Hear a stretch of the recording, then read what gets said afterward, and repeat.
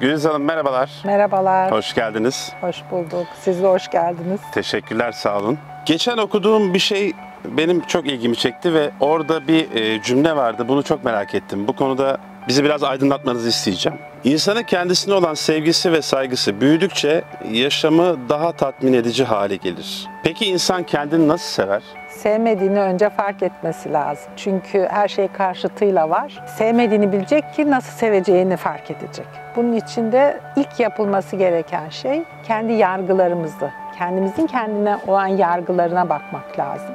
Eleştirilerine bakmak lazım. Belki kendi farkında değil, hani yansıma olarak karşıdaki insanın eleştirilerine önem vermek lazım. Çünkü bizim iç sesimiz aslında duymadığımız iç sesimizi karşıdaki insanlar bize söyler. Birisi bizi eleştiriyorsa bilelim ki gerçekten derin yapıda ben de aynı eleştiriyi kendime yapıyorum. Farkındayım ya da farkında değilim. Peki her dıştan gelen eleştiri aslında bizde bir problem veya içsel bir problem olduğuna işaret eder mi? Tabii aslında iç dünyamız ya da ruhumuz, özümüz bizle öyle konuşuyor. İçeriden onun sesini duymuyoruz, karanlıkta. Sesini duyurmak için iç rezonans diyorum ben ona. Rezonans kanunu belki biliyorsunuzdur. Benzer benzeri çeker. Aklımızda olan benzerleri bilinçli seçimlerimizle yapabiliyoruz. Ama istemediğimiz seçimler aslında istediğimiz seçimler. Burada okumak çok önemli, sistemi okumak çok önemli. İç rezonansımız bizim kendimizin iç konuşmalarının ifadesi ki bunu da karşıdaki kişi bize söylüyor. O zaman dönüp yani aynı kanaldan çalıştığımız için o zaman dönüp ben kendimi nerelerde eleştiriyorum diye bakmak gerekiyor. O zaman bu söylediğinizden şöyle bir anlam çıkarabilir miyiz? Barışık olmadığımız yanlarımızla ilgili bizi eleştirecek insanları etrafımıza mı topluyoruz veya o enerjiyi kendimize mi çekiyoruz? Evet, rezonans kanunu gereği işte. Rezonans kanunu benzer benzeri çeker. Bende olmasa önüme çıkmaz. Bu neye benziyor? Yani bir televizyon seyrediyorsunuz, bir kanalda bir film seyrediyorsunuz. Sevmediğiniz filmi seyrediyor musunuz? Hayır, kanalı değiştiriyorsunuz. Bunun gibi düşünün. Mesela benim başıma geldi, böyle canımın sıkkın olduğu bir günde aynaya baktım. Ay nasıl kötü olmuşum, saçım şöyle, gözüm böyle diyorum. Dışarı çıktım. Ay ne kadar güzel olmuşsun, saçın ne kadar yakışmış diye bir arkadaşıma rastladım. O söyledi. Aa dedim, bak bu iç sesi de duymayabiliriz. Ben eskiden olsa yok canım öyle değil, o sizin güzel görüşünüz falan diyordum. Ama şimdi ay çok teşekkür ederim, sağ ol deyip oturup düşünüyorum. Yani hem güzel sözler hem eleştirel sözler aslında karşıdaki bize söylemiyor. Kişi kişinin aynasıdır diye bir söz var. Ama aynası derken biz eleştirel olan, yargılayan ya da bize kötü davranan kişilerin sözlerinden rahatsız oluyoruz ve genelde o kişileri hayatımızdan çıkarmak istiyoruz. İşte kırılıyoruz, üzülüyoruz, küsüyoruz. Bir sürü konu var bununla ilgili, yani davranış biçimi var. Ama esas olan oturup düşünmek lazım. Ben bu sözü ya da bu davranış sistemini nerelerde nasıl yapıyorum diye. Çünkü bu bir titreşim.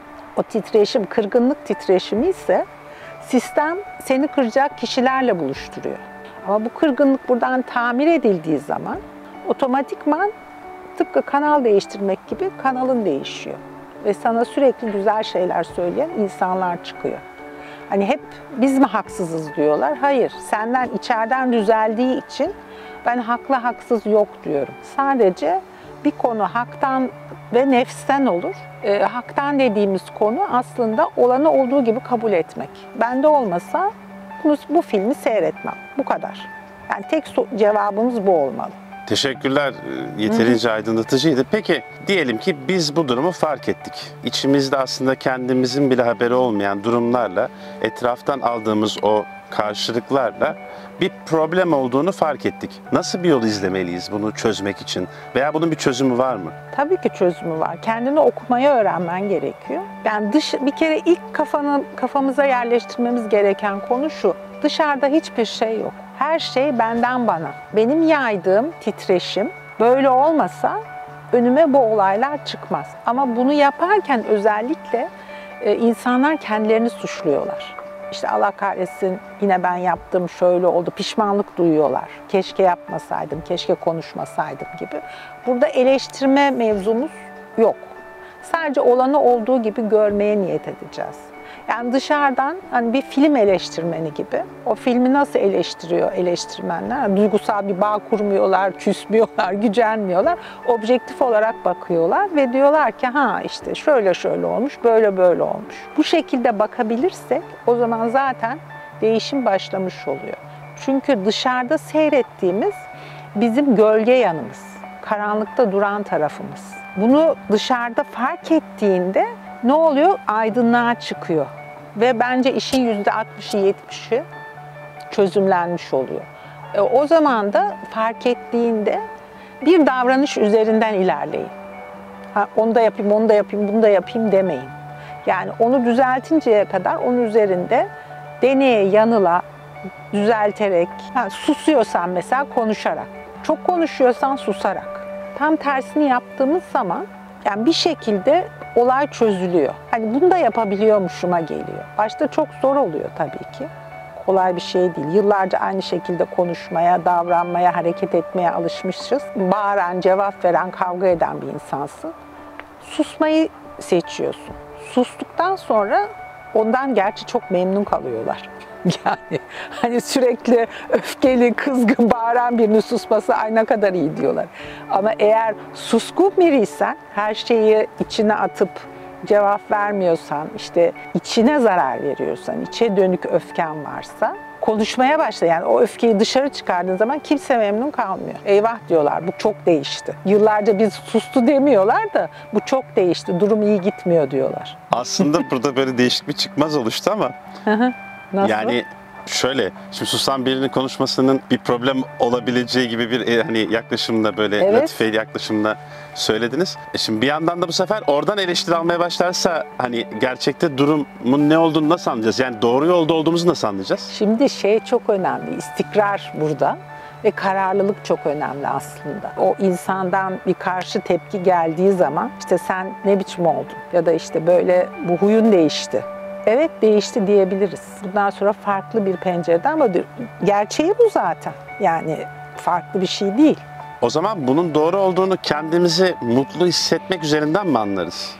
Yani doğru değil de aslında doğru yanlış yok. Şimdi eleştiren kişi de kendine göre doğru pencereden bakıyor. Susan kişi de doğru pencereden bakıyor. Bana göre doğru yanlış yok davranış olarak. Herkes kendine göre doğru ve haklı. Böyle baktığımız zaman işte haklı haksız yok mevzusu ortaya çıkıyor. Bir kere yani benim mottolarımdan bir tanesi de haklı haksız yok. Sadece realite var yani gerçek var mevzusu. Gerçekte olan var. Yani nasıl söyleyebilirim? Mesela aynı dairede iki ayrı pencereden manzarayı seyrediyorsun. Bir tarafında sonsuz bir deniz manzarası var, diğer tarafında dağ manzarası var.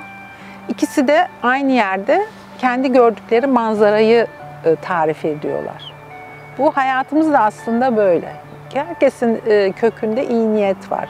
Herkes kendi penceresinden hayata bakmaya çalışıyor. O yüzden yani ben iyi kötü doğru yanlış diye bir şey uygun görmüyorum. Çünkü senin doğrun onun doğrusu, senin yanlışın onun yanlışı ya da işte hepimiz farklı pencerelerden bakıyoruz.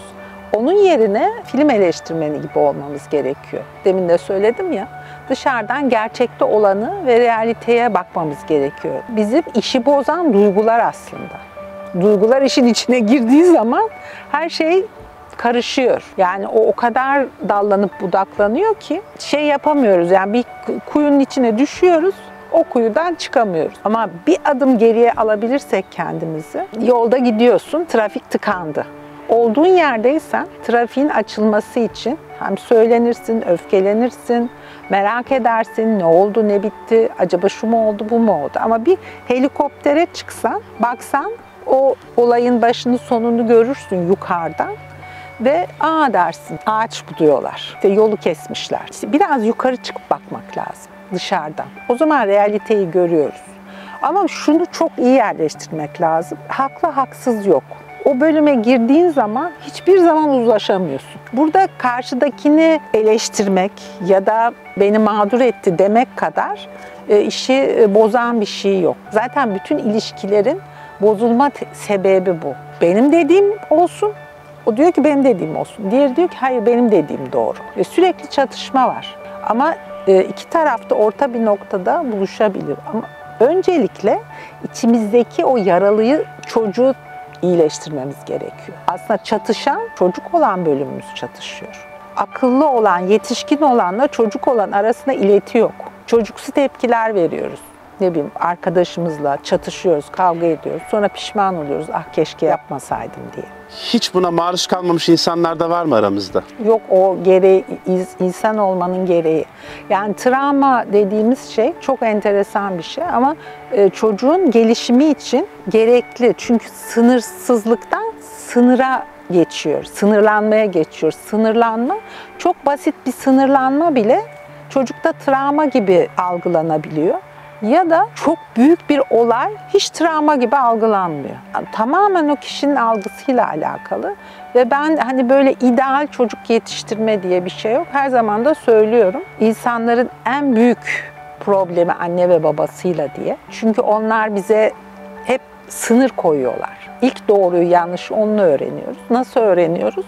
Onların doğrusu ve yanlışına göre öğreniyoruz aslında. Dolayısıyla yetişkin olduğumuzda nesil farkı da olduğu için bir sonraki aşamada diyorsun ki ya böyle olmamalı diyorsun ama diğer tarafında çatışmada bulunuyor. Çünkü binanın temeli onun üzerine kurulmuş. Sınırlama oldukça insan öfkelenir zaten. Öfke, kızgınlık, aileye karşı bir tepki doğuyor. Büyümenin, yetişkin olmanın bedeli de bu. Bu alandan bir çocuk gibi değil de bir yetişkin gibi kendini çıkarmak. Gelişim böyle oluyor. Yoksa her şeyi kontrol altına alınmış, el bebek, gül bebek, hiç hayatla ilgili bir deneyim yaşamasına izin verilmemiş bir çocuk normal hayata çıkınca kurtlar kapıyor.